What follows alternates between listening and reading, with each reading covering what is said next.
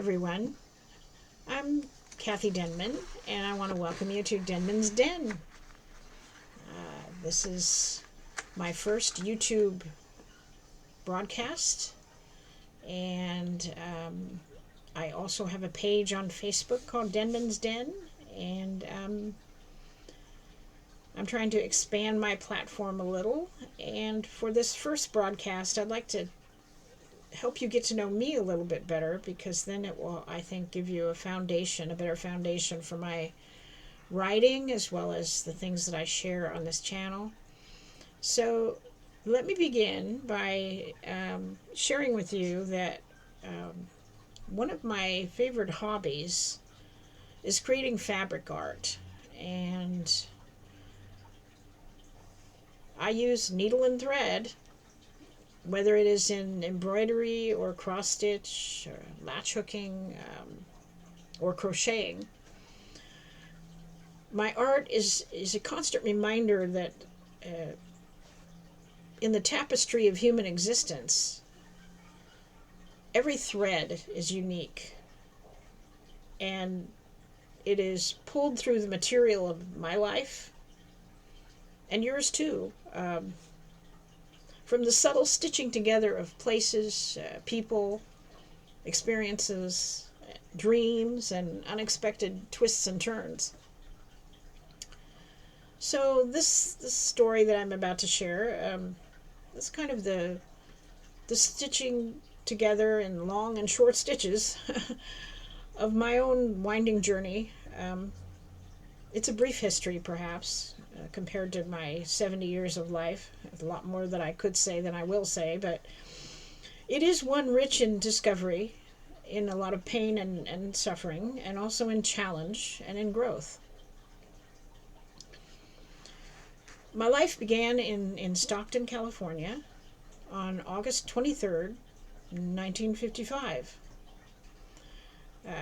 When I was a child, Stockton was a small, quiet town in Northern California, and my life was filled with the echoes of family dinners, playing outside all day long, the gentle rhythm of daily routine.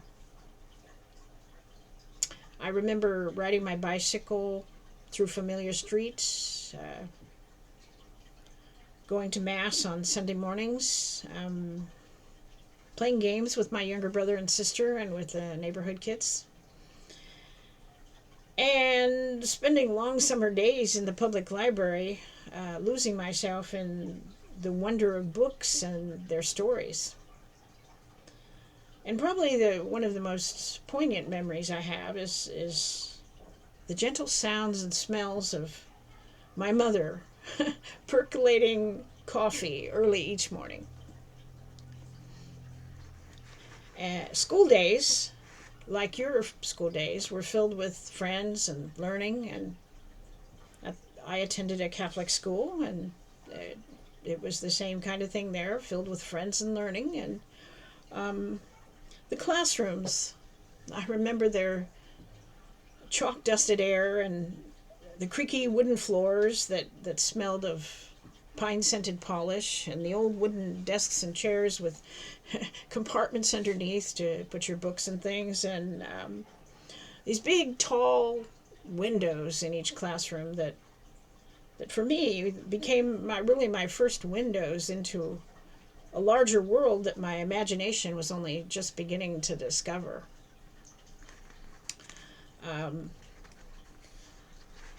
In that school, I learned reading and writing and mathematics, history and religion, music, science, even Latin. I had probably 4 or 5 years of Latin while I was attending the Catholic school. So I also learned to question and to discover and to dream. As the years kind of stitched their tapestry into my life, there were certain interests that began to emerge that I realized that I had a real focus on, and one of them had to do with my dad. He was a member of the St. Vincent de Paul Society at our the Catholic church that we attended. And, you know, I used to love to go with him from the time I was about 6 years old. Um, when he would go shopping and he would buy all kinds of food, fill up the shopping cart, and then take all that food to needy families in our church as part of the work of the St. Vincent de Paul Society. And that just meant so much to me, and I really enjoyed going with him and helping him do that. And when I got older and had some of my own money, I helped him do the shopping, financially. And he took me on those trips with him all the way through my high school years, and it was just something that I treasured. And another thing that he did was he took me with him. He was the head usher at our church, and one of his jobs was to come early before Mass, and he would put out the hymnals and the missals and the offering envelopes and the baskets for the offering collection. And I would help him with all that work, and I used to really enjoy just going with him and helping at church like that. It was kind of unusual for a child my age to enjoy that, but I really did. And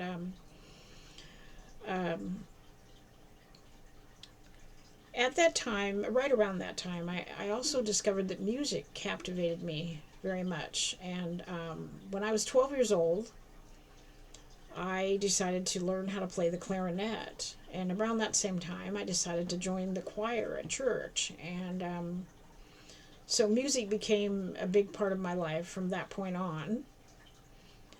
And as I previously mentioned, I did love to read. And maybe kind of as a result of that, I had a teacher who, when I was about 12 or 13, she thought that I wrote well, so she encouraged me when I got into the ninth grade and could take some electives to maybe choose a writing class. So I decided to go ahead and take her advice, and I chose a writing class. And lo and behold, I became editor of the school newspaper, and began to have a feeling that maybe, I could communicate through writing. Although, even though I did do that, it wasn't until much later in my life that I got some encouragement that really caused me to look at it, take it seriously, and realize that maybe I could actually do this and people might read it. So, school wasn't the only place where I learned and grew and discovered things that I enjoyed doing. At home, my mother, she taught me how to sew. And I was about 8 years old when she taught me. And by the time I was 9 years old, I was making all my own clothes. And I actually continued to do that all the way through high school and all the way through college and into my adulthood for a short time. And even though I don't make all my own clothes anymore, I still do sew a lot, and I can, people ask me to do different projects for them. I can usually make whatever they ask me to do. So, thanks to my mother, and God bless her for, being such a good teacher and starting me at such a young age that now, I can really enjoy sewing as a wonderful hobby, a creative outlet for me. So needless to say, family and mentors, in my opinion, were crucial for me in figuring out the things that I was interested in and what I might be actually good at, and their encouragement in taking me with them to do service work or in attending my music concerts or in just believing in me. It really made all the difference in my life, and as I mentioned earlier, things like writing, where I still had some self-doubt, now Vaughn is in my life as my life partner, and he also saw something in my writing that he felt might be worth sharing with more people than just me and him. So he encouraged me to maybe send some things that I wrote off to be published, and I did, and they were published. And so even at this point in my life, the mentoring of others and the encouragement of others is still very important in how I grow as a person, and in how I use gifts that I may not even realize are, you know, useful, or that I may even have doubts about being useful. So, even now, I can still point to the encouragement and support of people that believe in me and are mentors for me. And I've learned from that growth as a person depends, I think, not so much on having certain talents and using them. I mean, that's important, but it's not really the basis for personal growth. The basis for personal growth is discipline. It's dedication. It's curiosity. It's the willingness to try and fail, and then pick yourself up and try again after you fail. After I finished high school, I attended the University of the Pacific, and at the university I was challenged in many ways to think critically and to question things, and to look more deeply into things and not just accept things at face value. I was also challenged to collaborate with others and to work more as a team, and become part of the group setting, whether it was in orchestra or in choir, or in any other group that I might be in, and to expand my understanding of the world. I was in college at a time when Vietnam was going on, when people that I knew were in Vietnam fighting, and I was, I was part of the protests that happened on campus, and I, was not particularly in favor of the war, and was also watching what was going on with Watergate, and with civil rights issues, and the assassinations of Martin Luther King Jr. and Robert Kennedy also had an impact on me and my life. And I remember starting to engage new ideas and to meet many different people from many different backgrounds, and I started to see the world from many different perspectives, and it helped. At that time, I think it really helped me to develop a more open mind to opinions different than mine, cultures different than mine, people whose backgrounds were different than mine, and to learn from them, and to see the best that was in them, and sort of incorporate it into my life as a person. The other main thing that happened at the University of the Pacific is that I met Marshall Denman, and we fell in love, and we married when I was 20 years old and he was 21 years old. After we both graduated, we moved to Rockland, California, where Marshall was,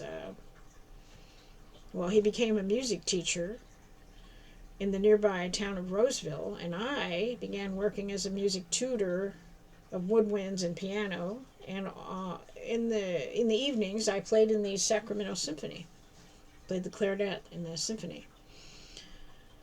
And then, of course, as is the case in most marriages, after a couple of years, I became pregnant, and we had a child, and our son Paul was born, and we bought a house. We were well on our way to establishing a family and building a life together. But no life is untouched by pain and suffering, and the challenges that accompany it. Marshall became ill with pericarditis, which is an inflammation of the heart wall. And in those days, there wasn't a lot they seemed to be able to do for it. And after 11 months of illness and hospitalizations, Marshall died on a Friday morning in early October. He was 26 years old, and I was 25 years old. And our infant son was 11 months old. I had to sell our new home that we had recently purchased to pay for the funeral and the burial, and try to pay for the part of the hospital bill that the insurance didn't cover. And, I have to say those trials were among the most difficult of my life. And the obstacles seemed to loom larger than any hope that I had at the time. But it was during those times that I discovered the quiet strength of perseverance, hanging in there, and eventually things do get better. The ability to push forward even when the outcome is unknown and uncertain. I learned to accept the kindness of other people toward me, and I learned to extend it in return. This time of great loss and hardship for me, rather than it narrowing my world, expanded my empathy and deepened my understanding of the shared pain and suffering and loss of other people. And that was to prove very crucial in a few years into the future. Now let me go back just a bit, because the next stage of my life, I have to go back to early childhood to understand what happened at that point. From the time I can remember, I felt a calling into the ministry. And because I was a Catholic, everyone told me that I couldn't be a priest. I had to be a nun instead. And I do remember spending a couple of weeks at a local convent when I was about 12 or 13 years old. One summer, 12th or 13th summer, I can't remember, exploring that possibility. I stayed at the convent, but it didn't seem to be the call that I kept coming back to in my dreams and in my thoughts and in my heart. So after Marshall's death, that call was still, coming to me and even stronger in some ways. And so I decided to attend a Protestant seminary that was beginning to accept female students in the city of Chicago, Illinois, and I applied to that seminary and I was accepted. And, I was a little bit conflicted because I was, and in a sense, still am that Catholic girl inside of me. But that sense of call to the priesthood never left me. And in 1983, I realized it probably wasn't going to happen in the church that I grew up in. So I took my 4-year-old son and I left for Chicago, and I attended that Protestant seminary. And although I enjoyed my studies in Greek and in Hebrew and in church history, counseling, spiritual formation, and theology, there was much discrimination and rejection, and I wasn't prepared for that at all, I have to say, even in the Protestant seminary. I'll give you an example, one that I'll never forget. When I was assigned my first pastoral internship, I stood up to preach the first homily that I was to preach on my internship, and 2/3 of the congregation walked out because they believed that no woman should be giving a homily from any church pulpit. And that was only one event of so much discrimination and mistreatment. In fact, too many events to count of that, and certainly too many for me to recount to you. But just that one gives you an idea of what I went through for years, to be honest. What I really had experienced a call to do and to be was a missionary in Latin America. I had a heart for that part of the world, and I really was hoping that after seminary I'd be able to go and serve. But again, just like with everything else, because of my gender, that opportunity was denied to me, so I didn't go. As a result, I have to admit that I had a great many battles with self-doubt, discouragement, and depression during those difficult years as I tried to find, if God is calling me, where am I supposed to be and what am I supposed to do? And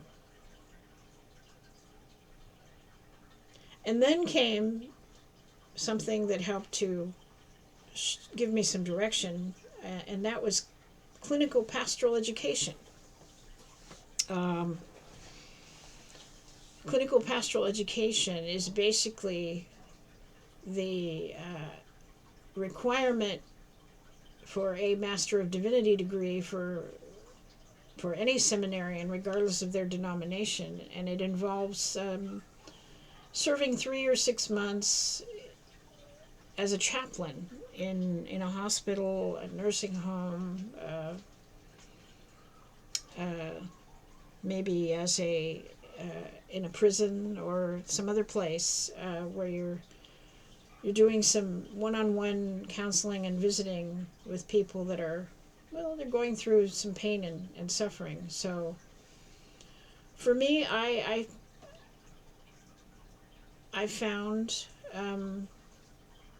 my mission field, you might say, in hospital patient rooms. And I began to find a sense that I was living out some part of the call that God had given to me and that I experienced since childhood. So I became a hospital chaplain. And after several years as a chaplain, I became a prison chaplain as well. So I did that for a number of years. And I would say that I learned how to listen.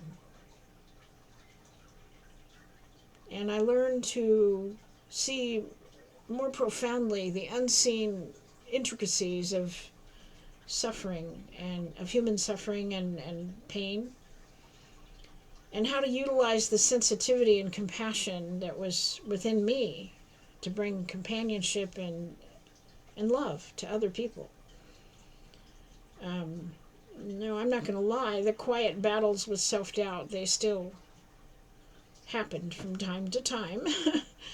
But in those times, I discovered that I always had reservoirs of resilience and faith that kept me moving forward and trying to fulfill, the ministry that I found myself doing. So eventually, in the midst of all that, I came to Mexico. I came initially to help a friend who was an American who wanted to leave Mexico, and so I came to help her pack and move back to the United States. But it didn't quite happen that way. that sense of call that I had, that always whispered to me throughout the years, was drawing me again really powerfully to stay in Mexico. So I stayed for about 3 years. I learned Spanish. I made many, many friends. And I even worked in a public secondary school teaching English to ninth graders. um, then, when my dad turned 90 years old, I returned to California to be near him in case, he needed me or needed help. And so my mother had died many, many years before, in the early 1990s, and I knew that my dad was alone and that he might need me, so I moved back, and it was during that time that I pursued a second master's degree in psychology, and I worked in counseling addicts, as well as working part-time in a local church where I was the director of faith development for that church. And after a handful of years, my dad died in his mid-90s. And in the midst of all of those events, my son had grown up. He finished high school. He graduated university, and then he graduated law school, and he passed his bar exam.